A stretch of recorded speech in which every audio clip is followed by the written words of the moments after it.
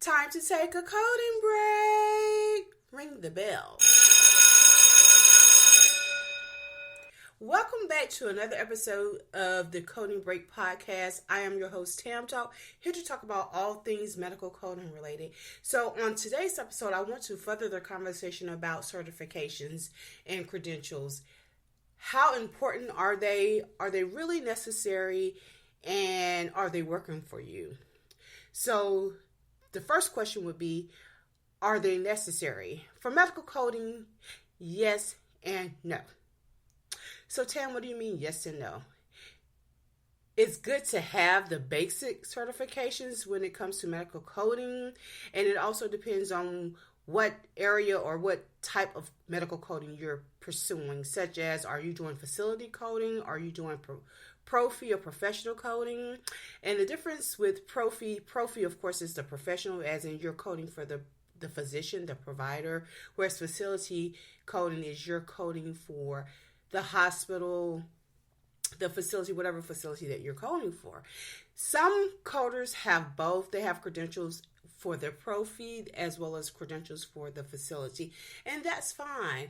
And if we want to go a step further, some coders have specialty credentials, like they may stumble upon a particular specialty, such as I'm going to say surgery, plastic surgery, radiation oncology, something along those lines. So they have credentials or specialized credentials in those particular areas, because it signifies that they are, I would say, considered subject matter experts in those areas. Now, do you need to have at least 50 certifications? No. And I'm speaking from my own personal experience. You don't need 50 certifications. And honestly, I didn't need my specialty certifications. How I stumbled upon, or how I obtained my specialty certifications, is I sat for the beta testing. When this is like the pre-rollout of the specialty certifications, they were testing to see if they were I don't want to say warranted or applicable, or if they were necessary, or maybe it was an idea they were testing. And so because I sat as a beta tester and because I passed, I was granted my certification as a general surgery coder. Now, I was opting for going for more of the compliance or the evaluation and management coding credential, because at that time I was a manager for an organization, compliance manager for a healthcare organization at that time. And again, I was a healthcare compliance manager for a healthcare organization prior to them having beta testing. Okay, so unfortunately, when I wanted to pursue that particular certification or beta test for that one, it was already filled. So I just went with the next best option, of the ones that were available, which was general surgery. And fast forward to today, here we are. So I had that certification for I'm going to say maybe it's been definitely over 10 years. I've had my surgery certification, definitely over that amount of time or years. But I say all that to say that I have been doing compliance work and audits and managing prior to receiving that certification. So again, from my perspective, it is not necessary, and I have experience, right? And now, as an instructor, because I am a credentialed instructor through the AAPC organization, is that warrant? Now, if I want to teach, yes, it would behoove any instructor to have some type of licensing or certification to back up their training or their education. Have I taught? Have I trained? Have I presented prior to having that certification or that credential? Yes. And what I mean by teaching, like, of course, if I work for an organization and they say, okay, your role, it consists of you educating, the team. So yes, that's where I got my practice, creating presentations, public speaking, doing fact check research prior to rolling it out, presenting it to my colleagues or my teammates. So Yes and no, but if you're going to go to the masses to teach coding, yes, I would highly recommend that you have some type of certification, credential, or licensing behind your name to verify or to validate that you are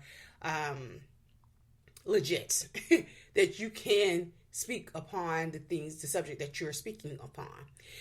Now, there are other certifications, and I think, again, certification is like the new trend or the new wave. Everybody has a certification. Everybody has a certification. Okay? So, is all certifications required? This is my thought. No. All certifications aren't required because I think people are just grasping for something to generate an additional stream of income, such as, okay, there's one that I saw where people have a certification course for not disclosing healthcare information, right? Okay, for me, and maybe my practicality is kicking in, I just know not to talk about healthcare information, right? When it's not required or I'm not supposed to talk about it. I don't think I need a certification to keep my mouth shut. So that right there, and then there's a certification for waking up or something. I'm just pulling something out of the air at this point. But you see what I'm saying? People are creating these courses and these certifications just to generate an additional stream of income. And so as someone who's shopping for certifications or looking to pivot, whether that be in the medical coding industry or outside of the medical coding industry, you want to be mindful of the source who's offering that particular course or that certification. Is it a reputable certification? Is it something that's going to be recognized by employers? So these are things that you want to, pay close attention to, because here's the thing, you don't want to waste your money.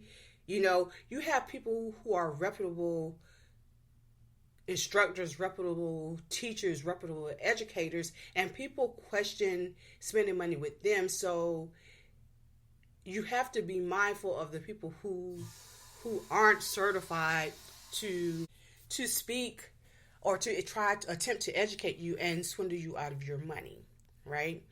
And they charge thousands and thousands of dollars for that. And meanwhile, the people who are legit or reputable or who have the experience as well as the certifications or the licensure to back up their education or their training, they lose. So yes, so you have to be mindful of that. So again, that's a yes. Again, to answer that question, it is yes and no. So there was a question that was posed to me. Someone was actually shopping around for a particular, a medical coding course, and wanted to know what I thought of that course. Did I feel that particular company or organization was reputable? The educator, I don't know the educator specifically or personally, but anything that is, to me, and again, this is my perspective, anything that is in line with the same organization that credentialed me, I would say that they are probably good to go, because one of the things that the organization does, they have a baseline or a template that you can use as an educator to create your courses to fall in line or to align with their certification exam. And also, their certification is internationally known. And I say internationally known. So the two that I feel that I know for a fact, not that I feel that I know for a fact, are well-known certifications to have. Either you're going to be with American Academy of Professional Coders, which is the AAPC, or AHIMA, the American Health Information Management Association. Again, that's AAPC or AHIMA. Now, there are some other ones that are pretty reputable as well, but those are the two main ones when it comes to like certification as a coder or health information expert. That is important to that are, I guess we could say well known, or employers look for when they're seeking potential applicants or potential hires. And so I just lost thought on my next question. But hopefully that answers your question in regards to the credentials. And so, again, I highly recommend that you shop around. And before you just jump on the trend of getting the certification, is it something that, that you can use? Is it something that, pretty much ask yourself the question, are you already providing the service or doing the work without the certification? And if you are, is it really required? Again, is it really required? So there was an example of, I actually had a colleague who was, I guess, complaining about their work. They pursued these certifications prior, they on their own personal time. They pursued these certifications on their personal time. It was a personal desire that they pursue these certifications. And so they secured a job or role. However, the role did not require all of the certifications. So the role only paid or compensated the employee based upon what they required. And so the employee was, a little upset or complaining because they weren't getting paid for all the experience or the credentials that they had. And I had to bring it to that person's attention that they're not paying you for that because they didn't require you to have all of those credentials. You chose to pursue all of those credentials, so it wasn't necessary for you to have that. Now, if the job description requires you to have all of those credentials and they're not paying you for it, that would be one thing. But you having those credentials, that's just the same with having a college degree, and the job that you're performing doesn't require the education or the knowledge from your college degree or your certification. Is it really, are they lowballing you, or is it that you just want to get paid for that? So that's a good example of like pursuing certifications out of your personal desire and then expecting an employer to pay you or compensate you for your personal desires. That's not what they hired you for. They hired you to do a specific task. And they told you what the requirements were. And again, I asked that employee, does the job that you're doing or the duties that you're performing require all those certifications? And the response is no. So technically, when you look at it, they're paying you based on what they require you to have. They're paying you based on what they require you to have. And so another thing too, so if an employer highly suggested, I'm air quoting here, highly suggests that you pursue a certification, it's just a suggestion. Now, if you pursue it, now here's the thing, let me go back. If you're already in the role and without it, okay, it's a highly suggested, that you get the certification. Now, if it's a requirement or they're changing their policy and requiring you to get it, then I also feel that the employer should be required to pay for your certification. Right? Your training and everything. The upkeep of it, like the CEUs, CMEs, things of that nature. But if it's just a highly suggested or recommendation of a certification and it's not mandatory, then again, it's up to you to get it. Is it going to get you more money? Probably not. It's just makes you feel more competent or makes the employer feel like you are more competent in that particular role. But if it is a mandatory requirement, then it is the obligation or the duty of the employer to pay for that training, to pay for that certification, to pay for the upkeep of that certification. So there's that. So that's all I have for this coding break as it relates to coding credentials. So again, when you're pursuing or contemplating pursuing additional credentials, ask yourself those questions. Is it worth it? Can I perform the job without it? Am I currently in the role doing the job without the certification? Is the employer requiring me to get the certification or highly suggesting it? If so, then let them pay for it. If not, then code on.